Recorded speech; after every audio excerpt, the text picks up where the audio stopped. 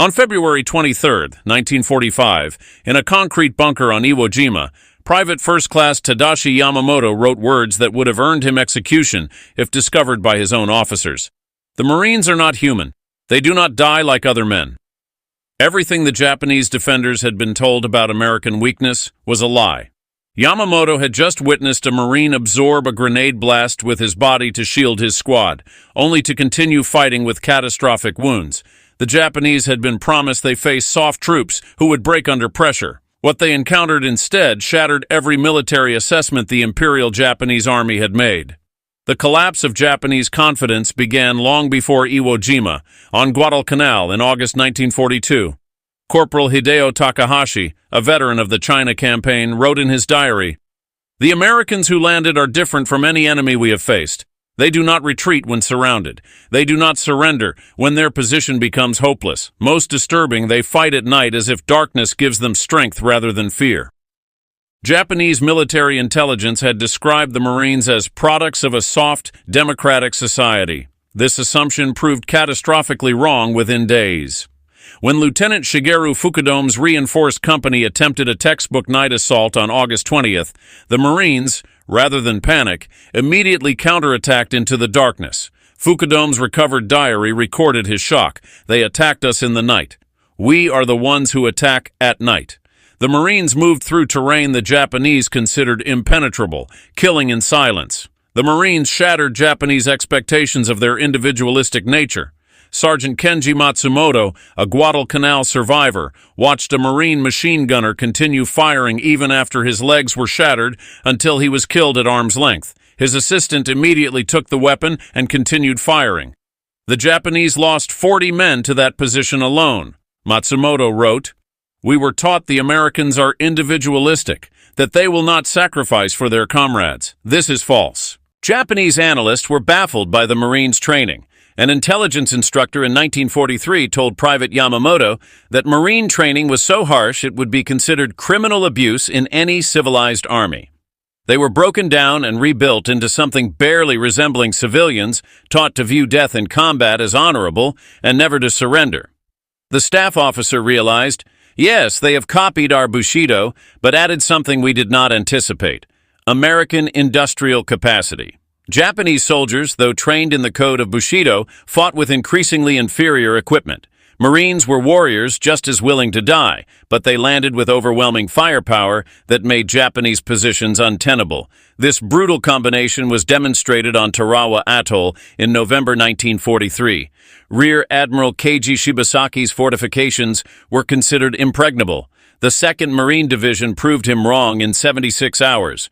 One of the 17 Japanese survivors, Private First Class Tadashi Ogawa, told interrogators, "The first wave was massacred in the water. The second wave died on the beach. More came. The third wave reached our positions with flamethrowers. They did not stop until we were dead, or they were." Captured intelligence reports from Saipan in 1944 classified Marines as shock troops displaying fanatical devotion to objectives. The key finding: casualties inflicted on Marines do not degrade unit effectiveness until the unit is completely destroyed. Lieutenant Colonel Kunio Nakagawa, defending Peleliu, planned his defense assuming American forces would pause after landings. The Marines never paused. Nakagawa's diary recorded his shock. "My defensive plan collapsed because it assumed the enemy would act rationally. The Marines do not act rationally. They act with total commitment regardless of circumstances." This total commitment often manifested in ways that seemed suicidal to Japanese observers. On Bougainville, Sergeant Kenji Matsumoto watched a Marine platoon assault a fortified hilltop across open ground with no artillery preparation. 7 men fell in the first 20 seconds. The survivors reached the first bunker and destroyed it. The entire action, which cost the platoon 12 casualties out of 37 men, took just 4 minutes. Matsumoto concluded, "This was not courage. This was systematic application of acceptable casualties to achieve objectives faster than we could respond." Japanese officers were horrified by the concept of Marines calculating casualties as a cost of victory and paying that cost without hesitation. This created an impossible psychological dilemma for Japanese commanders. Marines would accept 50% casualties to take a position. The Japanese defense on Iwo Jima was specifically designed to exploit this willingness to accept losses, hoping to bleed the Americans until they negotiated. General Tadamichi Kuribayashi, the defensive commander, wrote a final assessment before the island fell. The Marines will win not because they are braver than we are, not because they want victory more than we do. They will win because their nation gives them everything they need to win, and they will use those resources without mercy until we are all dead. Japanese analysis found that the Marines fought like the parts of a single machine. They advanced slowly and carefully, using overwhelming combined arms to destroy everything in their path. When Japanese resistance stopped them, they called in battleship fire that literally erased hills from the landscape. Second Lieutenant Saburo Endo, an artillery forward observer on Saipan, wrote, "They did not try to overcome our positions through courage or clever tactics. They used overwhelming force to eliminate the positions, then advanced. This is not warfare as we understand it. This is industrial destruction applied systematically until resistance becomes impossible."